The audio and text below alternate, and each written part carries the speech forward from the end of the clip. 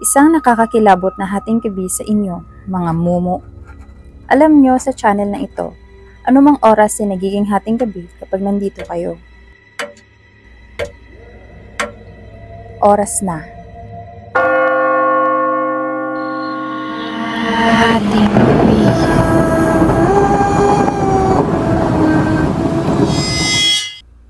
Ang huling tawag.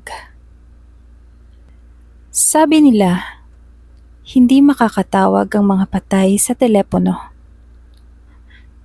Pero kagabi, tinawagan nila ako. 2:47 ng madaling araw, yung oras kung saan parang patay ang mundo.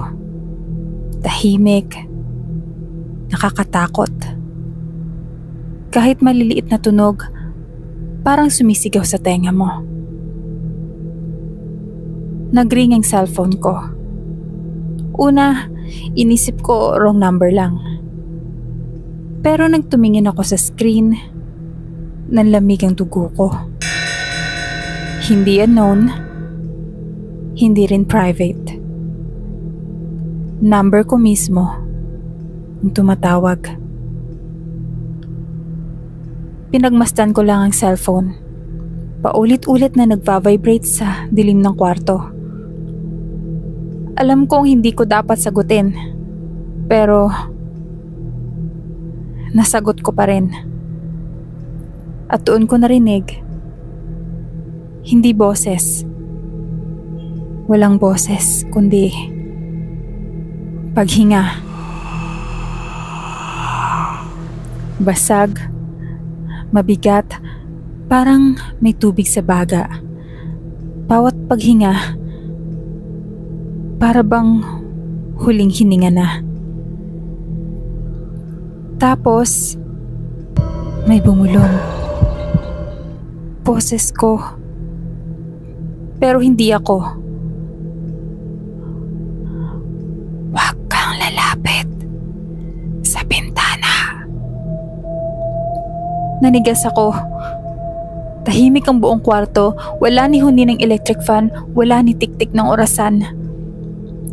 Gusto kong tumingin, gusto kong i-check kung anong nasa bintana, pero may kumakabog sa dibdib ko na nagsasabing, huwag.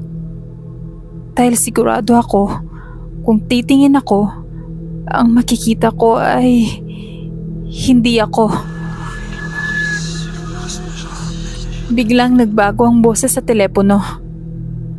Tumawa. Pero hindi normal. Basag. Pilit. Parang nilulunod na tawa. At sa gitna ng tawa, binulong nito, huli ka na. Biglang namatay ang tawag. Pagtingin ko ulit sa screen, nagliwanag. Isang missed call. Pero ang oras, bukas.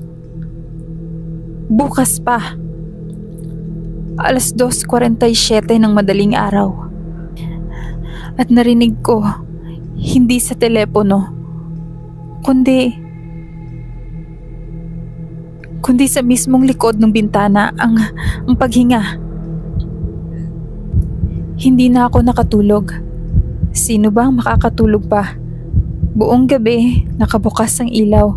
Nakatitig ako sa bintana, takot na takot, pero ayaw ko ring tumingin.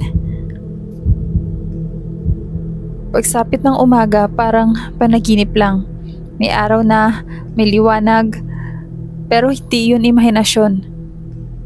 Nandoon pa rin sa call-logs. Malinaw. Missed call. Bukas, 2:47 a.m. Sinubukan ko lahat. I-reset ang phone, burahin ang log, pati palit ng number. Pero walang nagbago. Pagdating ng gabi, bumalik ulit. At nang tumunog ulit ng 2:47 a.m., nangako ako sa sarili ko na hindi ko sasagutin.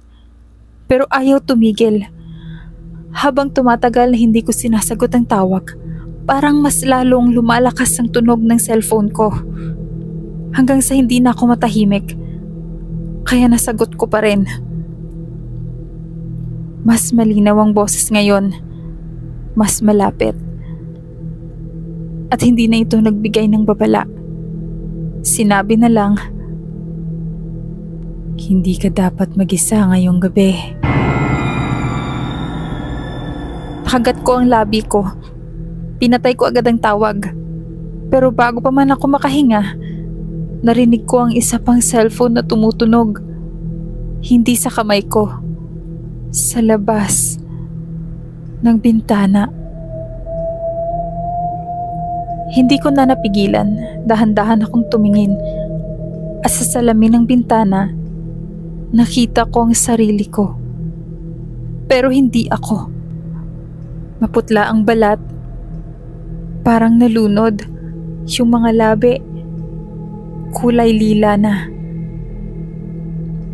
Yung mga mata. Sobrang nangingitim at sobrang nalalaki na.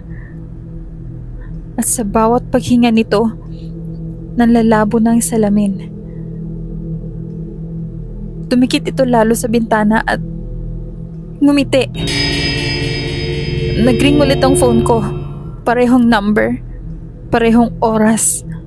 Bukas, 2:47 a.m. At sabay gumalaw ang labi ng refleksyon kasabay ng ringtone. Hindi ko na kaya. Tumakbo ako palabas. Hindi ko na maalala kung kinuha ko ba ang susi o nala ko ba ang pinto. Basta tumakbo na lang ako. Pero kahit malayo na ako, naririnig ko pa rin. Ang cellphone. Tumutunog. Paulit-ulit. 3 gabi na ang lumipas. Nagpalipat-lipat na ako ng motel. Iba-iba. Pero sinusundan pa rin ako ng tawag. Laging 2:47 a.m. Laging number ko. At siguradong laging boses ko. Pero ngayong gabi, iba na. Ngayon, mga bulong na lang. Mga salitang hindi ko pwedeng sabihin. Mga salitang hindi dapat marinig ng buhay. Kagabi, sinabi niya kung saan ako mamamatay. Isang kalsada, isang oras, pati damit na suot ko. At kanina lang, bago ako lumabas ng hotel, tumingin ako sa salamin. At oo, eksaktong iyon ang suot ko. 2:46 na ngayon habang nagsasalita ako. Nagva-vibrate na ang cellphone ko sa tabi ng kama. Alam ko kung anong maririnig ko kapag sinagot ko. Hindi na ito babala. Ito na ang tawag.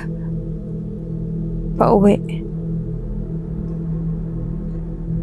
Kung sakaling tumunog ang cellphone mo sa ganitong oras, 2:47 a.m.